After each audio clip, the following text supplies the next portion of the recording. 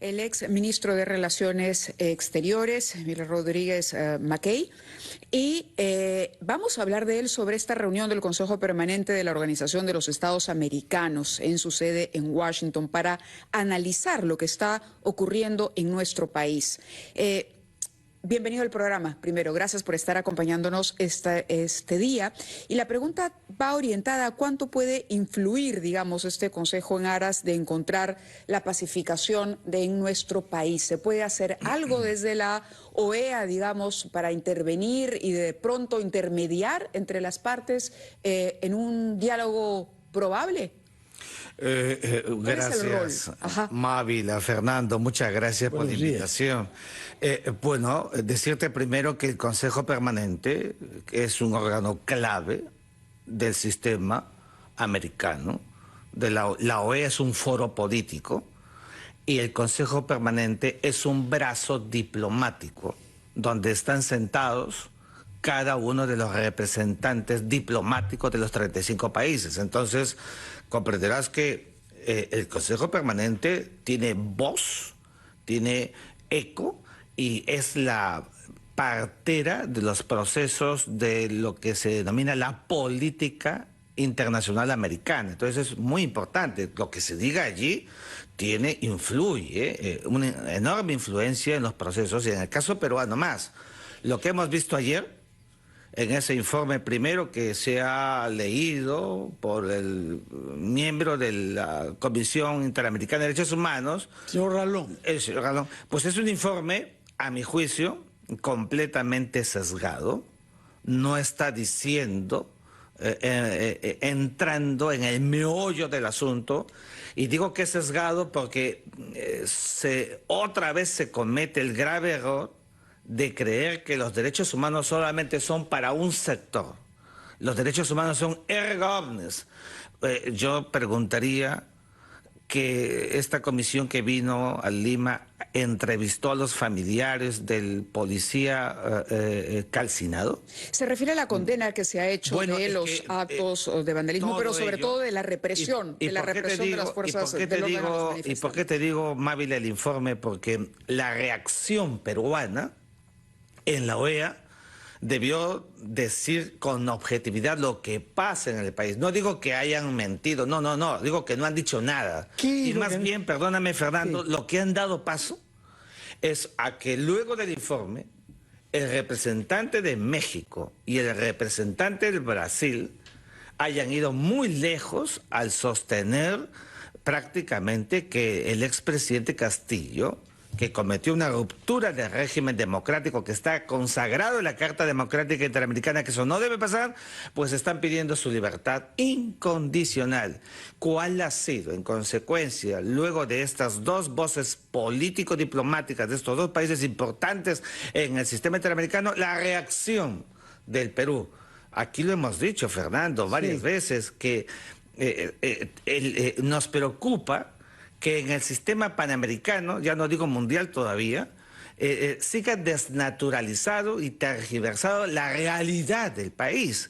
No estamos actuando para frenar esta imagen que se está creando. O sea, ya no solamente es México, Colombia, sino ahora Brasil. Por favor, son las 9 en punto. Vamos a ir a los titulares de la hora. Retomamos nuestra conversación con usted para que nos explique exactamente qué es lo que se dijo por parte de los que intervinieron en nombre de Brasil y de México y cómo reaccionó el Perú y por intermedio de quién ayer en el Consejo Permanente de la OEA. Retomamos.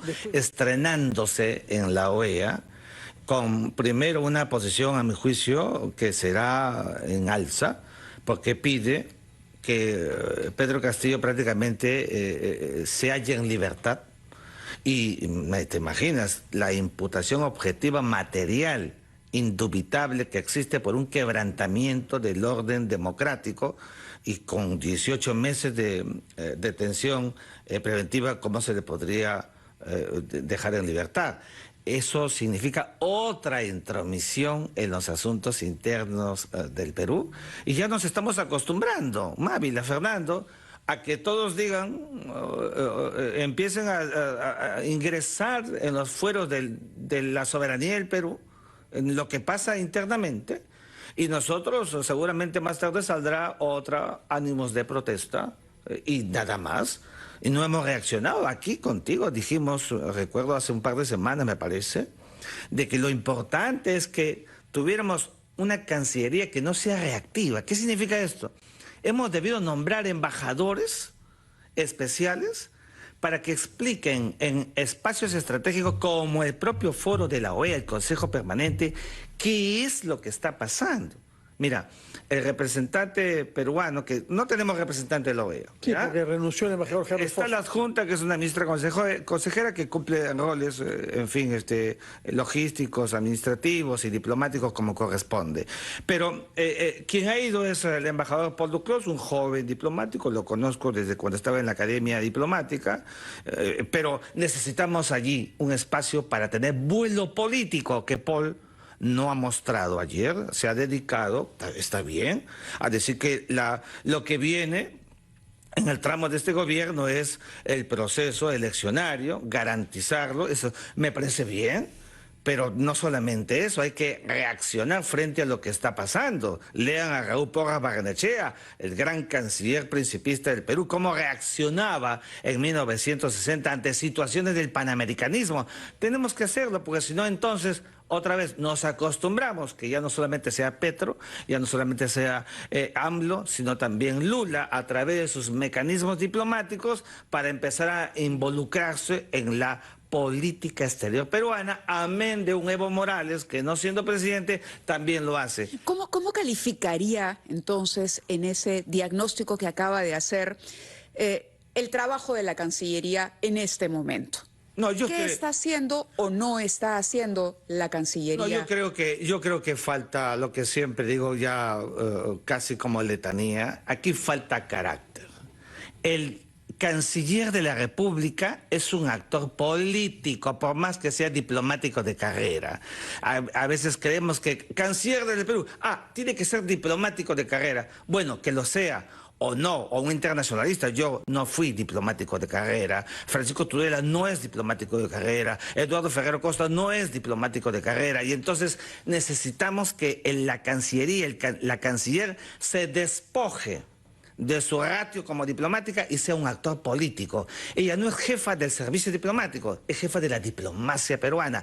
Entonces, si eso no camina, entonces vamos a estar actuando timoratos, mirando qué dice la Presidenta de la República, que más bien necesita insumos, no esperar de ella, porque la jefa de Estado necesita que los expertos, Mávila, le digan cuál es el modus operandi respecto de nuestra dinámica internacional, nuestra imagen internacional, cómo está todo el impacto que viene produciendo todas estas marchas que estamos viendo. ¿Tenemos entonces una Cancillería timorata, en sus palabras? Siempre lo dije. ¿Y cuáles serían las consecuencias? Bueno, ahí está la para la imagen del país. La consecuencia es que el Perú, frente a una política exterior endeble, es que vamos a seguir mirando, viendo que más jefes de Estado o más vicecancilleres o vicecancilleres, etcétera, seguirán involucrándose en el Perú, que pierde peso, pierde piso. Hace rato hemos debido tener una voz alzada con respeto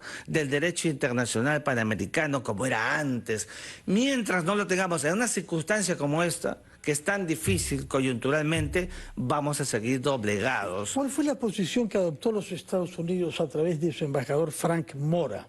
Bueno, Estados Unidos, que es la democracia más grande del planeta, tiene una posición de discrecionalidad, está mirando y no va a negociar, a ceder ni a tener ninguna posición que no sea por un respeto inquebrantable de los derechos humanos, pero también de la democracia en el país. Es lo que se llama el equilibrio, pues es lo que estamos diciendo. Cuando no hay equilibrio y se producen cosas como un informe absolutamente sesgado, que luego de ese informe siguió incluso las declaraciones del propio Almagro, igualmente sesgadas, entonces nos damos cuenta que no estamos en esta mirada panamericana que el Perú quisiera y nos va a afectar, nos seguirá afectando. Y si tuviera que defender el caso peruano usted ante ese foro, ¿qué diría para explicar el número tan elevado de muertos que usted comprenderá? choca a nivel internacional, no solamente en los foros diplomáticos, sino en la prensa internacional. Bueno, primero decirte que los muertos de cualquier proceso que se produzca siempre son lamentables. Y hay que ir a decirle a la OEA que se lamenta mucho los muertos que existen en el Perú, pero que para que no hayan más muertos tiene que haber orden, tiene que haber mantenimiento del statu quo, tiene que haber un estado de emergencia como corresponde, es decir, que las Fuerzas Armadas asuman el control y no la Policía Nacional, y esté en la Constitución Política, y que no pase lo que están diciendo. Ojalá que a través de RPP, que lo escuchen todos, no se vaya a declarar, a decretar el estado de sitio como están pretendiendo, como si fuera un paso más de intensidad para arreglar problemas. Algunos congresistas han propuesto... Y algunos marinos y militares, amigos míos también, seguramente de buena fe, pero eso no se puede hacer por una sola razón. Primero, porque el estado de sitio supone que haya una guerra externa, no tenemos, no hay una invasión y no hay una guerra civil inminente. ¿Te imaginas si declaramos el estado de sitio? Sí. Estamos creando, perdóname, con esto puedo acabar, estamos creando la tesis de que hay dos partes en combate. Cuidado con eso. Sí. Lo que hay son manifestantes y dentro de ellos los camuflados terroristas que vienen soslayando, ¿no es cierto?, la paz y la tranquilidad en el país, que hay que decirlo. No son todos terroristas. Claro, no son todos terroristas, pero gracias. ¿Qué duda cabe?